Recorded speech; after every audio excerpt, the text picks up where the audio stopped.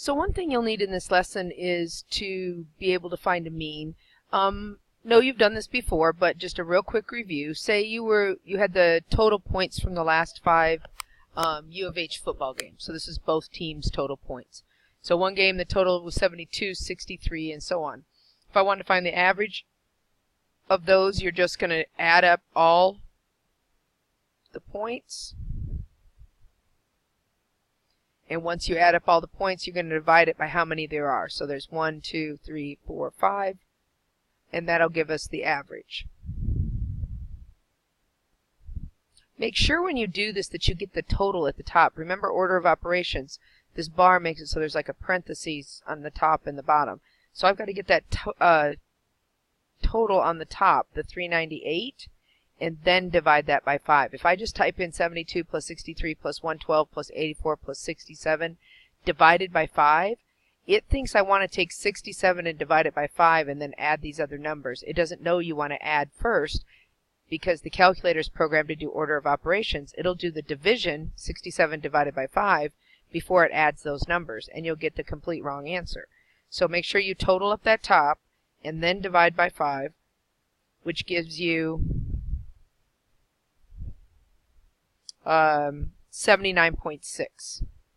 So the average of these 5 games is 79.6 points. Obviously, that's not a possible answer for or a possibility for one of the games. You can't have in a football game that the two totals add up to 79.6, but this is just the average. It doesn't have to be a realistic possibility for one of the values.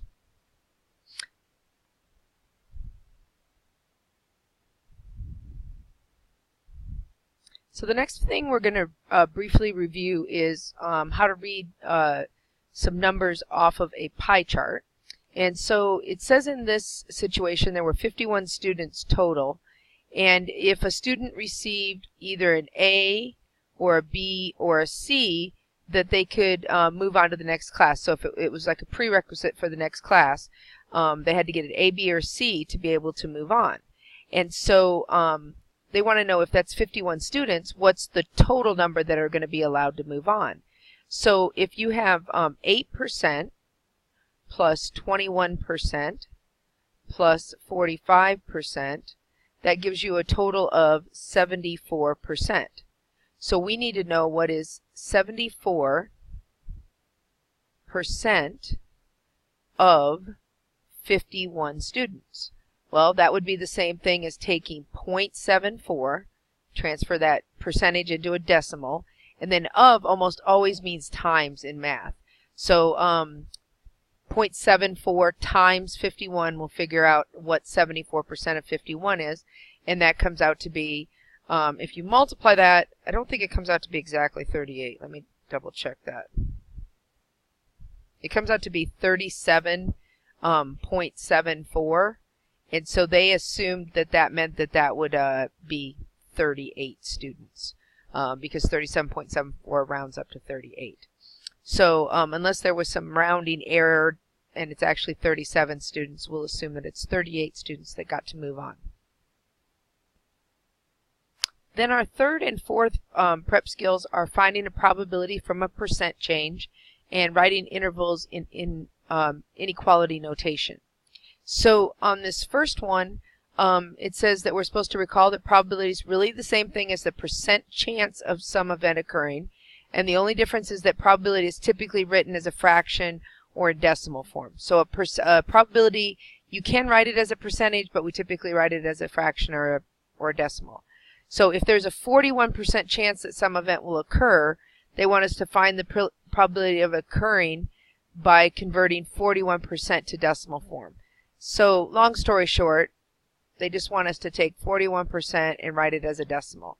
Well, we've learned that if it's 41%, that means 41 out of 100, which means 0.41. If you want to, you can also just take the decimal and shift it to the right, left 2 spots.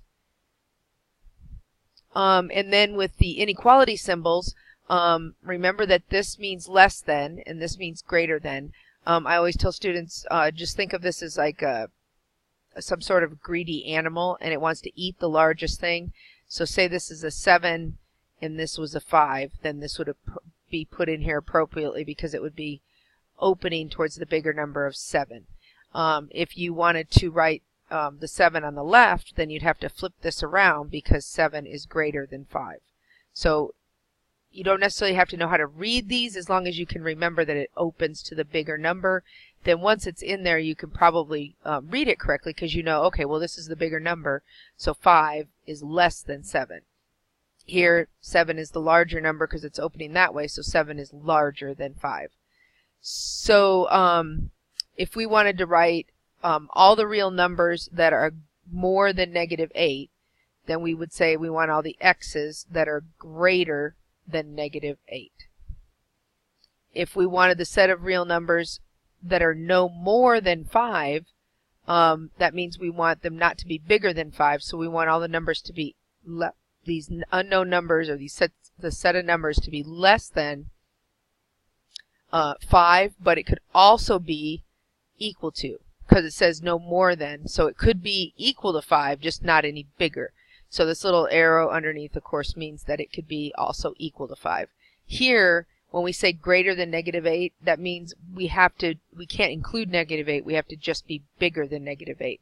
So if you were thinking about this on a number line, we wouldn't have to go all the way up to -7, we just would have to be bigger than -8. So it would start at -8, but not include -8, and then you would go any numbers that way. So even -7.999999999, it doesn't matter how close it gets to -8 as long as it doesn't actually get to -8. And then this one, the set of all real numbers that are no less than 100. No less than means 100 is the smallest. We don't want to get any less than that. So we want all the numbers that are bigger than or equal to 100. We don't want to get any less than 100, then we want to be 100 or bigger. So all the numbers x greater than or equal to 100. So here's our prep skills questions for practice. Again, I would recommend you turn this off right now and you work these two problems and see what you get for answers, and then turn it back on and see what I get for answers to see if you're doing it correctly.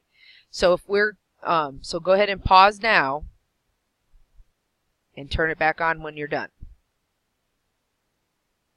Okay, so if you've calculated these correctly, you should have taken 23, let's make that smaller, plus 34, plus 45, plus 56, plus 67, plus 78, plus 89, plus 11, plus 22, plus 33, and you're going to divide that by how many numbers there are. There's 1, 2, 3, 4, 5, 6, 7, 8, 9, 10. So we're going to divide by 10. So the top comes out to be 458.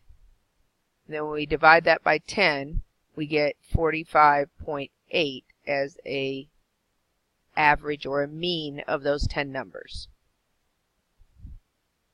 What percentage of customers visited on the weekend? So the weekend would be, of course, Sunday or Saturday or Sunday. And so 21% plus 29% shows that 50% visited on the weekend. And it says there were 2,431 total customers.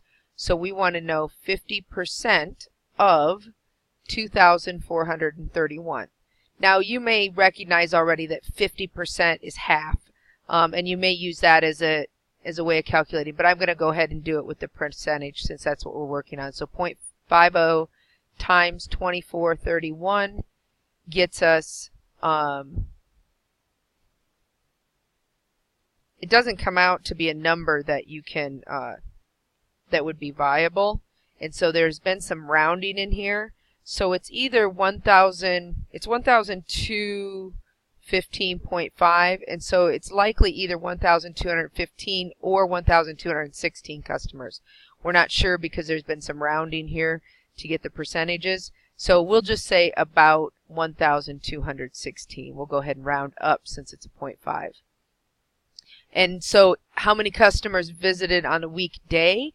Well, we could go ahead and do the calculation over, but we know that it's supposed to be half on the, or we're supposed to get the total between the two to be 2,431. So I'm going to take 2,431 and I'm going to subtract 1,216, and that's actually going to get me 1,215.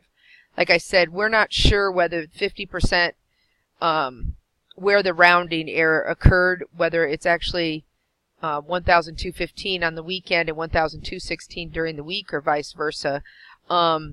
Since there were so many different days on this weekdays, I'm going to assume the error was probably over here, and this is probably accurate, and it's the 1,216. But it could be the other way. It just kind of depends on how things work with the numbers.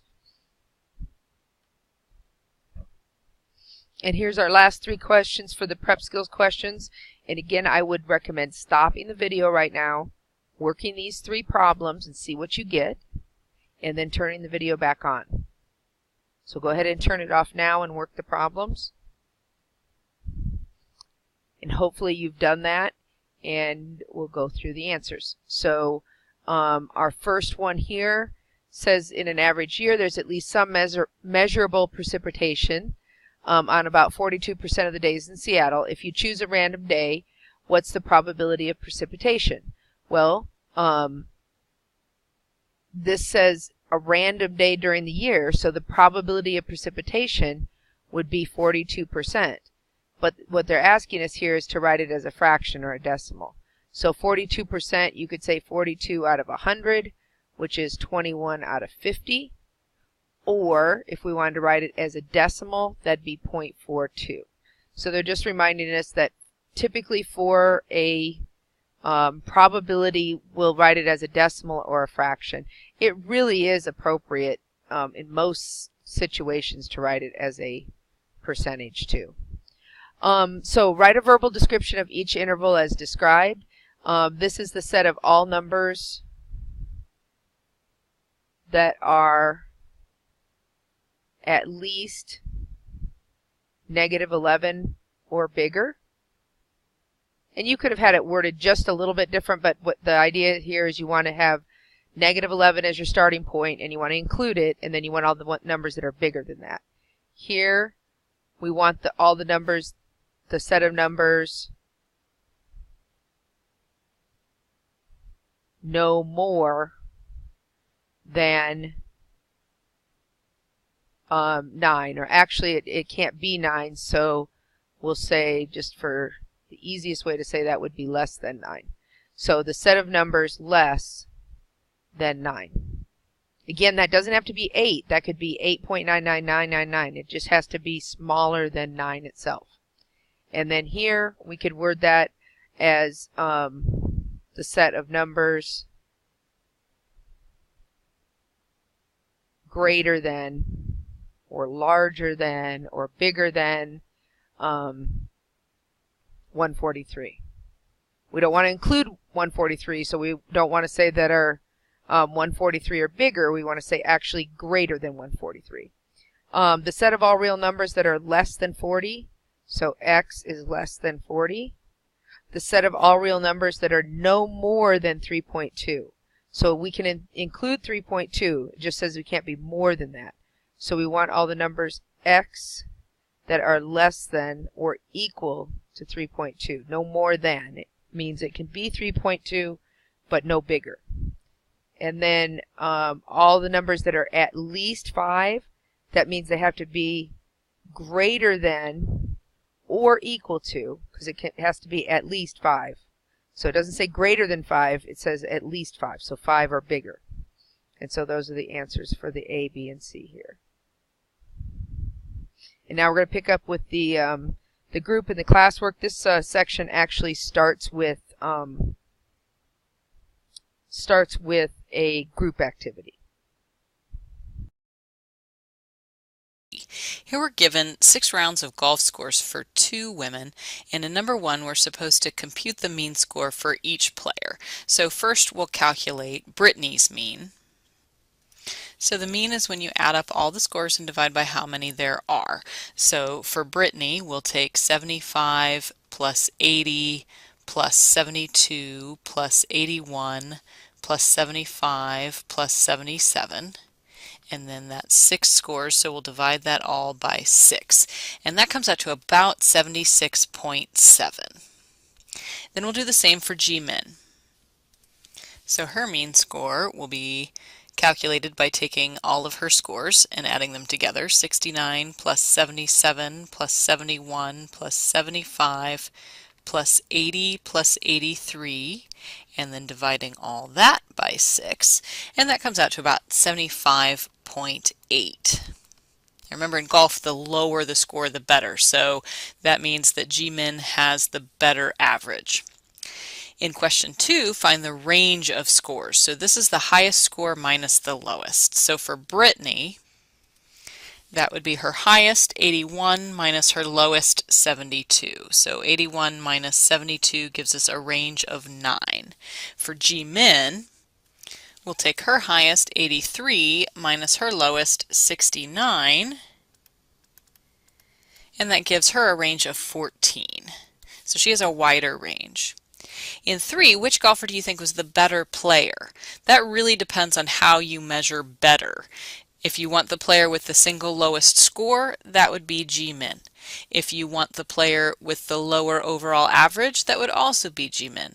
However, if you want a player that's more consistent, the more consistent player was Brittany. All of her scores fall within a smaller range.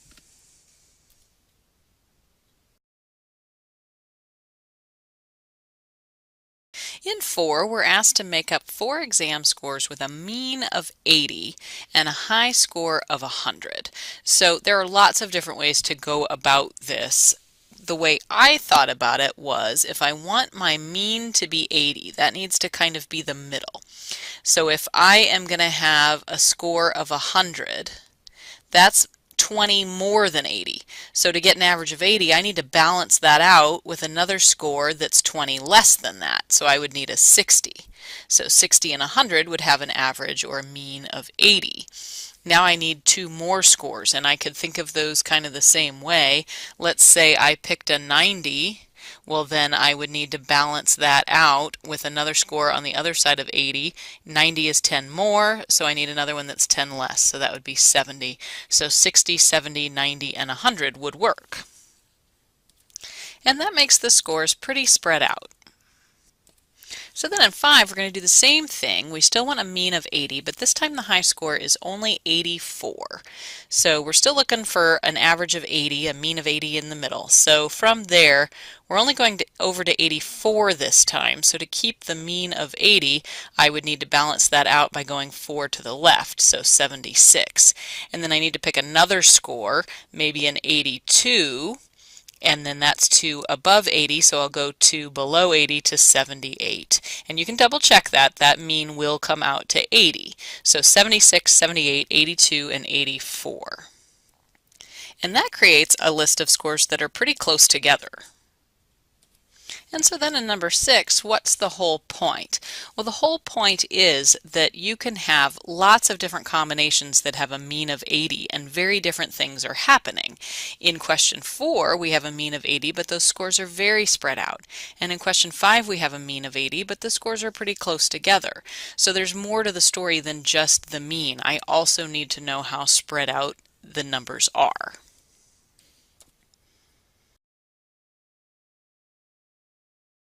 Here we're talking about how to calculate a standard deviation, which helps measure how spread out a list of data values are. We already have one way of measuring that, which is the range, but it only takes the highest minus the lowest, and it doesn't take into account at all what's going on with the other values in the middle. Standard deviation will. So we have a chart here to help us calculate this. The first step is to find the mean, which we already did earlier in the lesson. It's 76.7. And then the second step is to figure out how far each of those values is from the mean. So question 1 wants us to do step 2, which is filling in the second column of this table. And we're going to take each of these scores and subtract the mean, which is 76.7. So 75 minus 76.7 gives me negative 1.7. The fact that it's negative tells me that that score was below average. 80 minus 76.7 gives me 3.3, and I'll continue on down the table, negative 4.7, 4.3, negative 1.7, and 0.3. Now that we've measured how far each of them are, we're going to square those values. That's going to give us all positive answers. So question 2 wants us to do step 3, which is filling in that third column. We're going to take everything in the second column and square it. Now be careful. When you square a negative, it should come out positive. So negative 1.7 squared is 2.89. If you're getting a negative answer on your calculator, it's probably because you're forgetting to put parentheses around that value when you square it. 3.3 squared is 10.89. Negative 4.7 squared, remember those parentheses, that's going to come out to 22.09, and it will be positive. And we'll continue on down, 18.49, 2.89, and 0.09. Step 4 is to find the mean of all of those squared numbers that you just found, and that's what question 3 wants us to do. So we're going to take that third column, we're going to add those 6 values up and divide by 6. Remember to add those up and get the sum and then divide by 6, or you might want to put parentheses around the top if you're putting that in your calculator. And that should come out to about 9.56. And then the last step is to counteract the fact that we squared everything by taking the square root of this mean that we just found. And so that's what question 4 wants us to do. So our standard deviation will be the square root of 9.56, and that gives us about 3.09 for our standard deviation.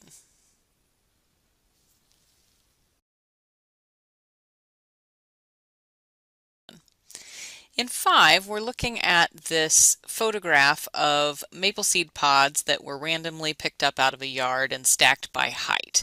And they want us to describe the pattern and explain what it says about the lengths of these pods. So you can see that on each end the stacks are very short, and then in the middle the stacks are very tall. And what that tells us is that there aren't very many really short ones, and there aren't very many really long ones. Most of the pods tend to be in the middle, closer to average length. And this is an important pattern because it comes up a lot in real life. For example, heights of American men are normally distributed in this bell-shaped curve, and the mean height for American men is 5 feet 9.3 inches with a standard deviation of 2.8 inches.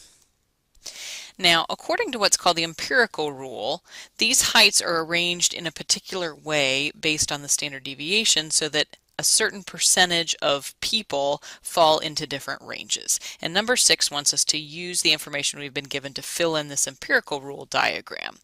So the mean goes right in the middle. So that's the 5 feet 9.3 inches. And from there, the standard deviation tells you what to subtract as you move to the left and what to add as you move to the right. So they're only having us fill in one step to the left. So I'll take that mean and I will subtract the standard deviation. So the 2.8 inches will get subtracted from the 9.3. That's going to give me 5 feet 6.5 inches. And then I will add 2.8 inches to go one step to the right. And when you do 9.3 plus 2.8, you get 12.1, which is actually just 0.1 over the next foot. So that's actually 6 feet 0.1 inches. So then in 7, what percentage of American men fall into the height range from 5 feet 6.5 inches to 6 feet 0.1 inches? Well, looking at the diagram between those two heights, here's 5 feet 6.5, here's 6 feet 0.1, and we have two sets of percentages in between. They're both 34%. So I'll add those together. 34% plus 34% gives me a total of 68% of American men that fall in that height range.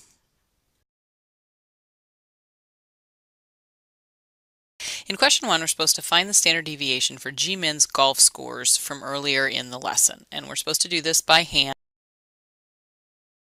In question 1, we're supposed to find the standard deviation for G-men's golf scores from earlier in the lesson, and we're supposed to do this by hand, and then you can check it on your calculator. I've gone ahead and set up a chart like we used when we did Brittany's scores, and I filled the first column in with G-men's golf scores from earlier.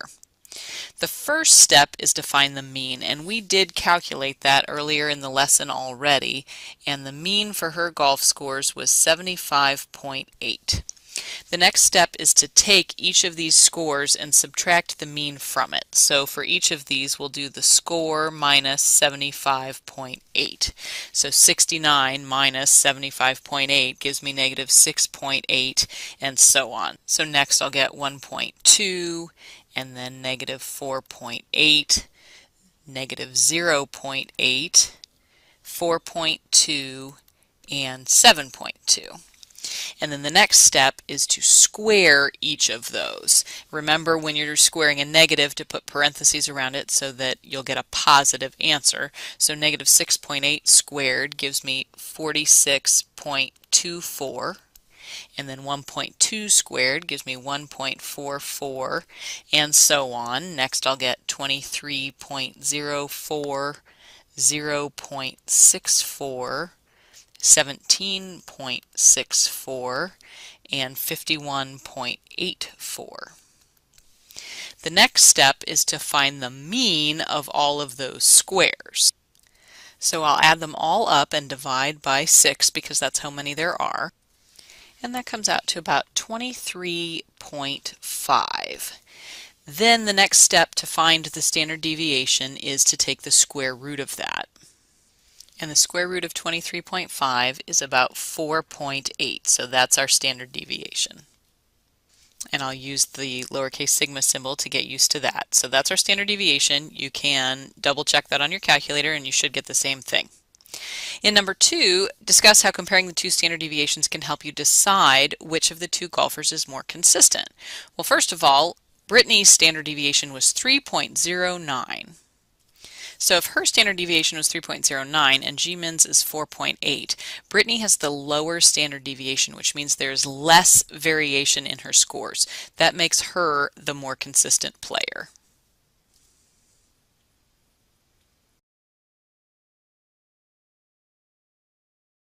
Here we're talking about Oreo packages, and the weights of Oreo packages are most likely normally distributed. So in 3 it says, let's say that the mean is 518 grams and the standard deviation is 4 grams on those package weights. So in A, we're asked to fill in the blanks for the empirical rule diagram. Remember, the mean goes in the middle. That's the mu symbol, so that's the 518. And then the standard deviation tells you what you add and subtract as you move to the left and the right. So the standard deviation is 4 grams. That means when we take one step to the left, we're going to subtract 4 grams from 518. That'll give us 514. Now, as you move to the left, there are 2 different ways to handle this. The formula is one way. This says now take the mean and subtract 2 standard deviations. So that would be 518 minus 8, which would give me 510.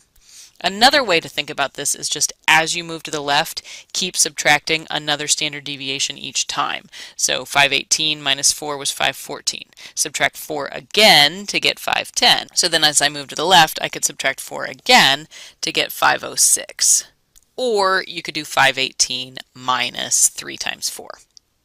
We'll do the same thing as we move to the right, except we'll be adding. So 518 plus 4 gives me 522. Add 4 to that and I get 526. Add 4 to that and I get 530. Now in B, what percent of all Oreo packages would contain between 514 and 522 grams? So I need to find those. Here's 514 grams. Here's 522 grams. The percentages in between are 34% and 34%. So I'll add those together. 34% plus 34% gives me about 68%. In 4, using what we know about the connection between probability and percent chance, what's the probability that a randomly chosen package contains between 514 and 522 grams? Well, the percent chance and the probability are really the same thing, the difference just being that the probability is written as a decimal or a fraction. So we can take the 68% and change that to a decimal and get a probability of 0.68. Here we're working a little bit on notation first. In question 5, write a compound inequality that describes the set of all weights between 510 and 526 grams. So if x stands for the weight, then this is saying that x is between 510 and 526. We would write that as 510 less than x less than 526. So reading from the middle out, that says that x is greater than 510 and x is less than 526, so it's right in the middle. In 6, write an expression that describes the probability of a randomly selected Oreo package containing between 510 and 526 grams. Well, that would be the same as question 5, except that now we want the probability of that happening. So I'm going to put a P on the front with some parentheses, and then I'll have 510 less than x less than 526. In 7, now let's go ahead and use the empirical rule to find that probability. So looking at the diagram that we filled out earlier, we now are looking for the weights between 510 and 526. So here's 510 grams, and here's 526 grams. So the percentages in between this time are 13.5%, 34%, 34%, and 13.5%. So we need to add all 4 of those together. And that comes out to 95%. So then writing that as a probability, that means that the probability of that randomly selected package falling between 510 and 526 grams is 0.95.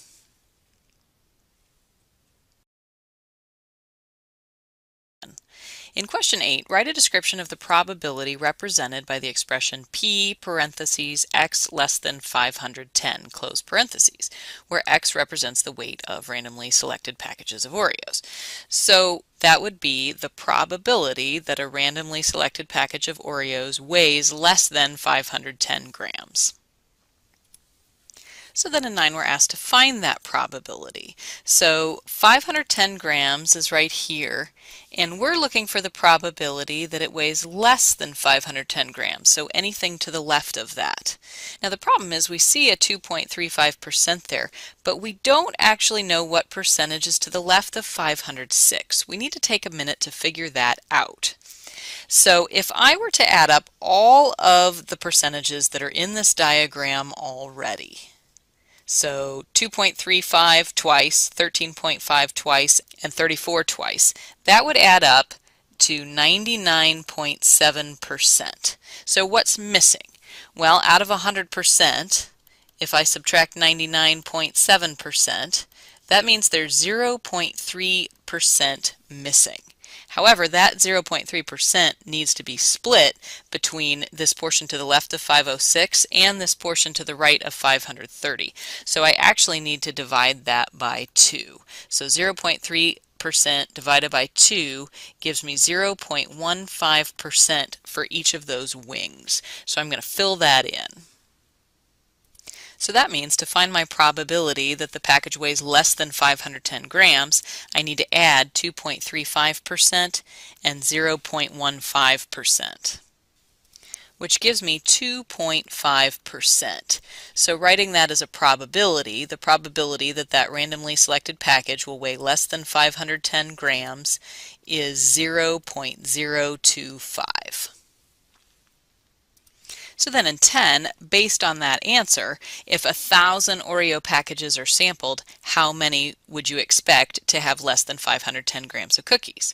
Well, if we've decided that it would be 2.5% of packages, then if I have 1,000 packages, I need to find 2.5% of that. So I'll multiply 1,000 times 0.025, and that comes out to about 25 packages. In 11, is it unusual for a package to weigh more than 530 grams?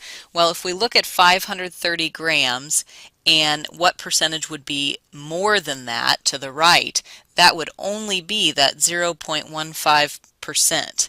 That would be very unusual if that's the percentage of packages that would weigh more than 530 grams.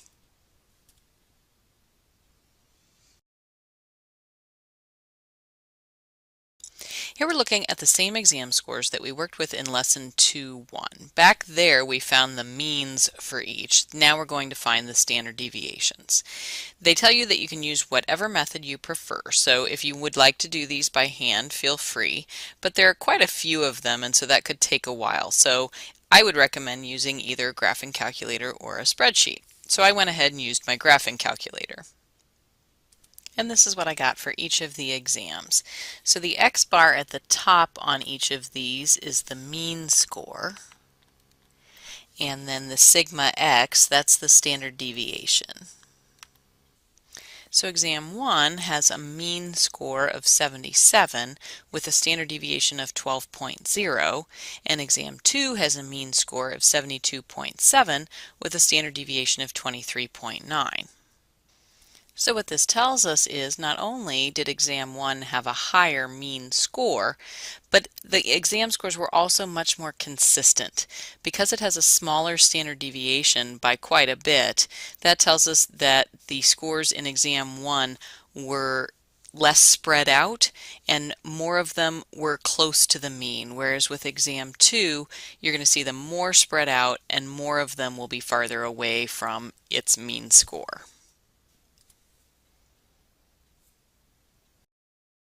In question 2, we're told that the mean height for American women is 5'5" with a standard deviation of 3.5 inches. We're going to use the empirical rule to find the probability that a randomly chosen American woman is between 5 feet 1.5 inches and 5 feet 8.5 inches. So first of all, we need to fill out the empirical rule diagram. Remember that the mean height goes in the middle. So right in the middle we'll have 5 feet 5 inches. And then the standard deviation of 3.5 inches is what we will subtract as we move to the left and add as we move to the right. So as we move to the left, the mean minus a standard deviation will subtract 3.5 inches, which will give us 5 feet 1.5 inches. And then when we move to the left again, you can either just subtract the standard deviation again, or you can start over and do the mean minus 2 standard deviations. Either way, that's going to give you 4 feet 10 inches. And then moving once again to the left, we'll subtract 3.5 inches again, and that'll give us 4 feet 6.5 inches. Now we'll go back to the middle and we'll start moving to the right. So we'll add 3.5 inches as we go. So when we add 3.5 inches to the 5 inches that are there, we'll have 5 feet 8.5 inches. And then we can add 3.5 inches to that. That's going to give us 5 feet 12 inches, which is 6 feet even. And then we'll add 3.5 inches to that and get 6 feet 3.5 inches. Now we can find what we were asked about: 5 feet 1.5 inches and 5 feet 8.5 inches. And we'll look at the percentages in between. So we have 34% and 34%. We'll add those together, which gives us 68%. And then the probability would be 0.68. In 3, they ask us to write the expression for what we just found, but they do also ask us to write the heights just in inches instead of mixing feet and inches, so we need to figure that out real quick first. So we've got 5 feet 1.5 inches and 5 feet 8.5 inches. We need to change 5 feet to inches. Well, we'll multiply that by 12 because there are 12 inches in a foot, and that's going to give us 60. So 5 feet is 60 inches, and then we can add on the 1.5 and the 8.5. So we're actually looking at 61.5 inches and 68.5 inches. So then writing that in the expression for probabilities, we would have P parentheses, and then we want to say that H is between 61.5 and 68.5. So we'll write 61.5 less than H less than 68.5 and close the parentheses. And then we'll go ahead and say that that equals 0.68, which is what we found. In question 4, in a group of 500 women, how many would you expect to be taller than 6 feet? So first we actually need to find out what percentage of women would we expect to be over 6 feet. So if we look at 6 feet and to the right, we have 2.35%, and then remember in the lesson we also found that there are 0.15% to the right of that last value. So we need to add together 2.35 and 0.15, which gives us 2.5%. So we need to find 2.5% of 500 women. 500 women times 0.025 comes out to 12 and a half. So you would expect either 12 or 13 women.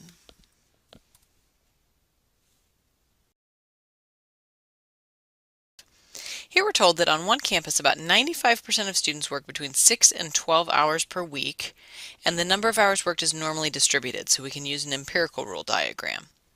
What is the mean number of hours worked likely to be, and what is the standard deviation? So we need to think about this one very carefully. First of all, if we assume that we're dealing with the middle 95%, then we're looking at the values that are within 2 standard deviations of the mean. Those are the percentages that add up to 95%. So that would put the 6 right here at the mean minus 2 standard deviations, and it would put the 12 right here at the mean plus 2 standard deviations. So looking at that, the mean would be right in between those, exactly halfway, and so that would be 9. And then to figure out the standard deviation, we need to think about what the other 2 missing blanks here at 1 standard deviation away would be. Well, if we think about what would be halfway between 6 and 9, you can go ahead and average those if it helps. Do 6 plus 9 divided by 2, and you'll find out that what's exactly in the middle is 7.5. And then on the other side, you'll end up with 10.5. And so if you look at what this is counting up and down by, every time you move to the right, it's adding 1.5. That's your standard deviation. So our mean is 9 hours and our standard deviation is 1.5 hours.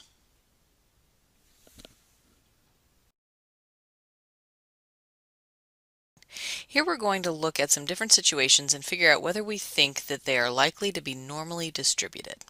So in 6, the SAT scores for all high school juniors in Texas.